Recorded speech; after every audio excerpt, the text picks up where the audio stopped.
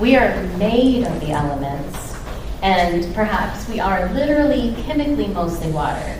But everything that fire represents, we as humans embody.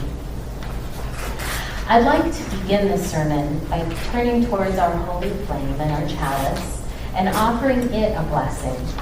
And in return, dear sacred fire, I ask you to bless us, this community of seekers and stragglers. Element of fire, mysterious, beautiful, and most powerful. From your source, our sacred sun, comes all life. You both create and destroy. May you bless us this morning with a fire that burns deep in the soul. It is the flame of the human spirit touched into being by the mystery of life, the fire of reason, the fire of compassion, the fire of community, the fire of justice, the fire of faith. It is the fire of love burning deep in the human heart, the divine glow in every life. Fire is alive in a way that we don't understand. We speak of fire living and dying. We say that it consumes. The pain that a mother feels at the end of labor is called a ring of fire. And of course, Johnny Cash used that phrase to describe heartache, a burning ring of fire. Fire is alive in a way that other elements are not. If you want a fire to burn, you must tend it, you must feed it, you must watch it as closely as one would watch an infant. Humans all over the world through all ages have worshipped fire, and we generally assume that the human discovery of fire and how to control fire was so significant that it marked the beginning of our evolution into being the modern creatures we are today. Fire was considered sacred to the early Christians. As the story goes, they witnessed burning tongues of fire alight on believers' heads at Pentecost. Poet Jan Richardson has a wonderful poem about that event titled, "What the Fire Gives." I'm going to treat you to that poem right now.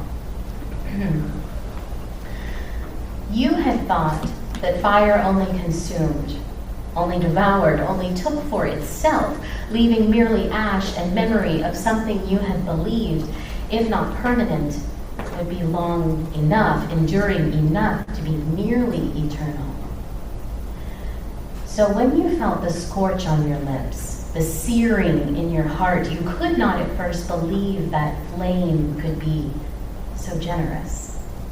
That when it came to you in your sackcloth and sorrow, it did not come to consume, to take still more than everything. What surprised you most were not the syllables that spilled from your scalded, astonished mouth, though that was miracle enough to have words burn through what had been numb, to find your tongue aflame with a language you did not know. No, what came as greatest gift was to be so heard in the place of your deepest silence, to be so seen within the blazing, to be met with such completeness by what the fire gives.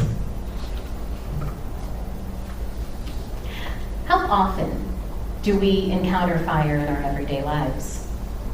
Of course, since the invention of the electric light bulb, the electric stove, we've distanced ourselves from fire in day-to-day life. And in many ways, this is for the best.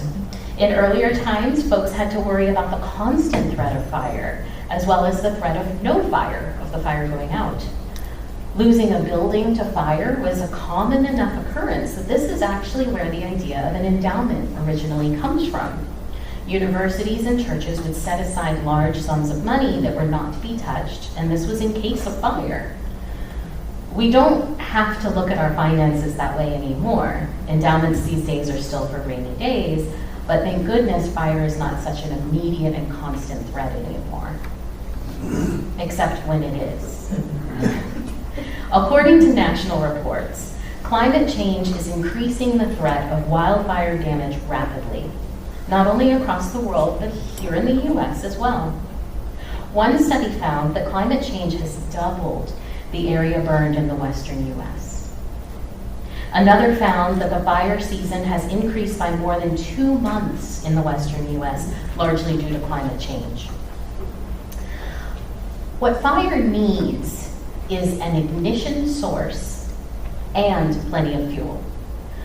While climate change might not ignite the fire, it's giving fires a chance to turn into catastrophic blazes by creating warmer temperatures, increasing the amount of fuel, like dry vegetation, available, and reducing water availability through earlier snowmelt and higher evaporation. These infernos have dire consequences, from respiratory illness to loss of life and property, and many communities are not equipped to deal with this new era of mega fires. Each of the 4 sacred elements, water, earth, fire, and air, suffer when we humans hurt our dear Mother Gaia. And the people who suffer most from this damage are often, usually, the people who can least afford to move on. Thousands of people have been displaced in California and Arizona and Colorado and elsewhere. You may be related to or have loved ones who have been affected by these fires. And this again is how environmentalism and social justice are inextricably linked. We care about Mother Gaia, but not just because we are kind folks who care about the earth. We care because the Earth's future is our future. Because unchecked fire and death and pandemic diseases are what affects people when our Mother Gaia is suffering.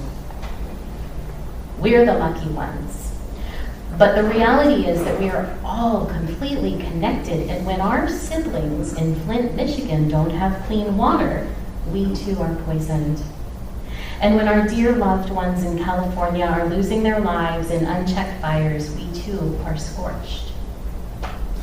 According to UU minister Scott Alexander, there's this wonderful Hasidic tale told by Holocaust survivor Elie Wiesel, which I feel makes the reality and importance of our human connectedness with one another come to life. This is the story. A young man in Jerusalem wanted to visit Rome, which was then the ruling capital of Western civilization, very strange and different place from Jewish Jerusalem. So his mother protested and said, "How will you eat? Where will you sleep?" And he didn't have any answers, but he still wanted to go on this adventure to Rome.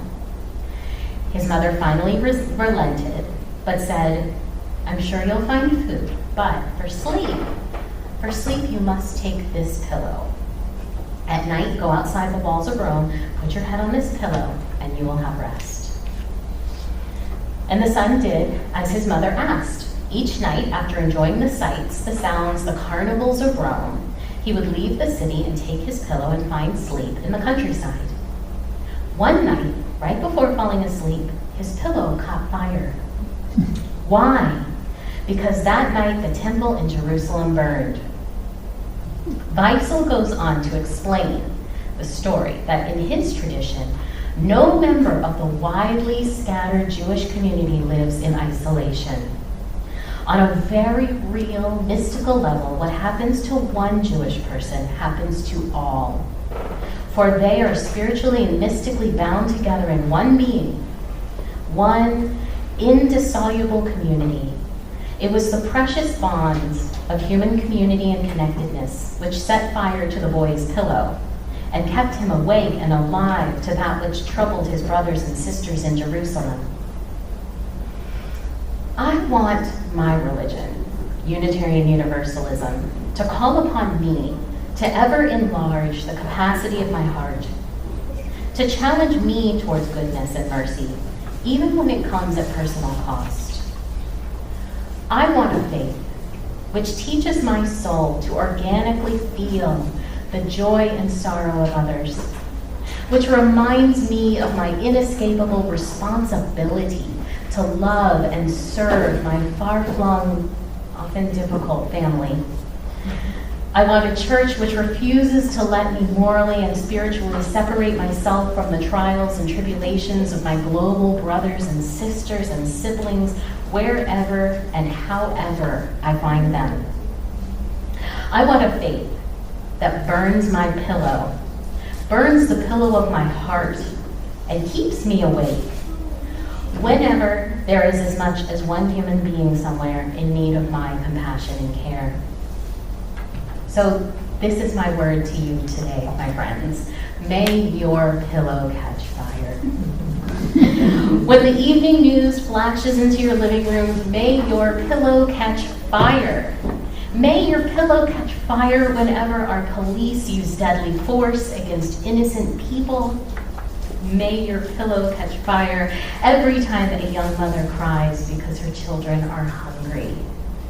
May your pillow catch fire every time our dear Mother Earth suffers at the hands of our own people, at our own hands.